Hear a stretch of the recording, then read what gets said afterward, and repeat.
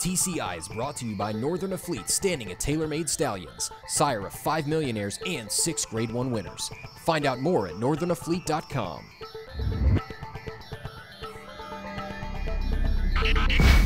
Welcome back to TCI, your inside track to the Triple Crown. I'm John Siegel alongside Joel Cunningham. Joel, we're going to talk about 2 races today. One has Derby implications. The other one may have Preakness implications. Let's talk about the Derby race first. It's the Lexington Stakes at Keeneland. And Joel, there's 4 horses who could keep their Derby dreams alive. John, this Lexington Stakes is always sort of a last-ditch effort to get graded stakes earnings for these owners to make it into the Derby. It's only a 2-week turnaround in the Derby. We've seen some horses have success, though. Everybody remembers Charismatic, right, and the success he had coming back in 2 weeks and then also winning the Preakness Stakes, John.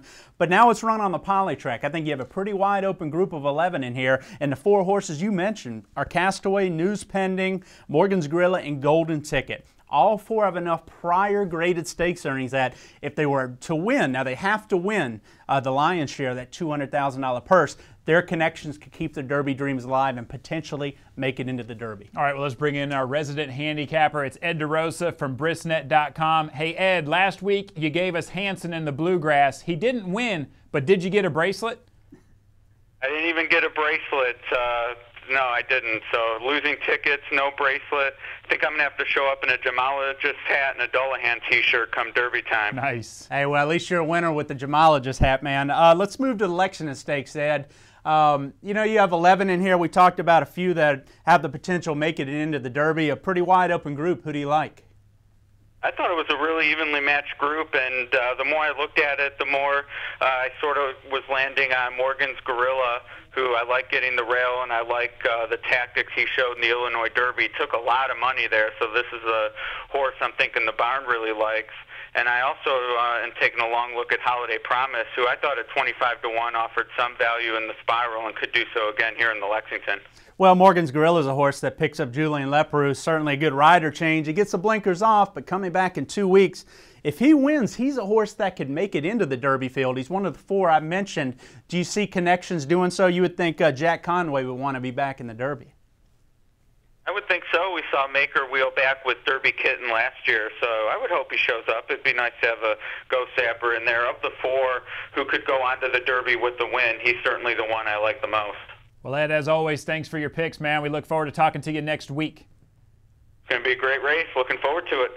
Joel, it sounds like Ed's going with Morgan's Gorilla in here. I'm personally a little bit surprised by that. He looked pretty leg-weary in the Illinois Derby. He did, John, but this race is wide open. I think Ed knows that. He thinks he's a quality horse. You know, we liked him in the Illinois Derby, but in that race, John, he really hooked up with our entourage in that far turn. Right. And there was no question. They set it up for done talking late because Morgan's Gorilla, he may have put away our entourage, but he finished on his wrong lead, and he was rubber-legged the last 16th of a mile in there. So for him to ship back from Chicago to Kentucky, 2 weeks rest, they're pulling the hood off of him and he breaks from the rail. I like the upgrade in rider to Leparoux, but I wonder, you know, what that took out of him because you know he ran hard and now he's coming back in 2 weeks. All right, there's another horse I'm wondering about in this race. Where's Reveron? He was supposed to run in here. He's currently sitting 22nd on the graded earnings list. Joel, that's risky. Well, and if you believe Triniberg is out of the Derby like they're showing right now that they're probably going to skip the Derby with Triniberg, then Reveron would be 21st on that list. And with none of these horses in jeopardy of passing Reveron in graded earnings,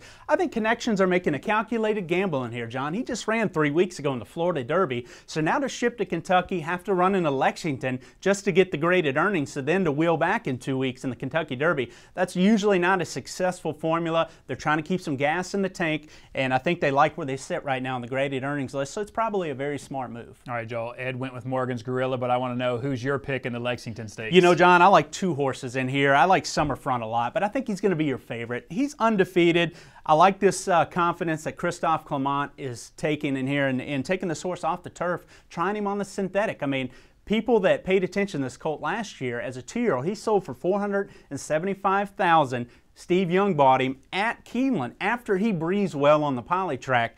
And if you look at his pace figures and what he's closed into in his last 2 starts, I mean, look back at Aqueduct, 24-2, 49-3, 114-4. That's a slow pace. He only has 2 horses beat, turning for home essentially, and runs by them all. Same thing at Gulfstream, 24-1, 48-3. That is a slow pace going a mile over Gulfstream's turf course. Right. Yet he runs by them all. I mean, I just think he has an explosive turn of foot, a ton of talent. I think he's going to like the synthetic, but he's going to be your favorite. News Pending is a horse that interests me at a price because he's getting better. He's by Harlan's Holiday, a good synthetic track sire, and he's not only improving, but he's shown that he likes the dirt and the turf. I think he's going to like the poly. All right, I'm going to back you on the summer front. I saw him today at Keeneland. Joel, he looks fantastic right now. Yeah. I expect a big performance out of him as well. He's the horse to beat. All right, let's move now to the race that could have Preakness implications, Joel. It's the Jerome. There's a few horses in here who are very interesting moving forward into the other Triple Crown races, including Stirred Up, and I'm interested in Brigand. Yeah, I mean, Brigand's a horse that, you know, if you've been watching TCI all year, he was a horse early that I thought could be a real sleeper 3-year-old. I mean, they obviously liked him as a 2-year-old. They paid $925,000.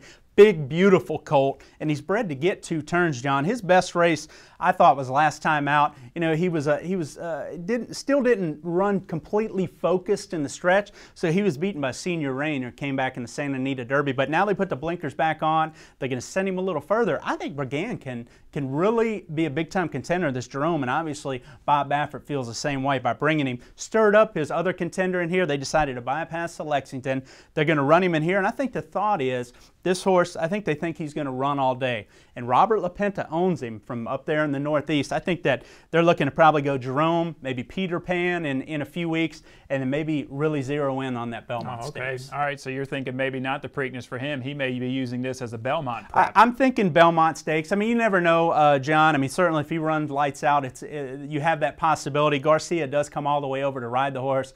Bob's top rider in here, but I think both of these races could produce Preakness contenders. I mean, you just got to see how it all unfolds. I mean, the winner of the Lexington Stakes again might not get in, probably won't get into the Kentucky Derby, John.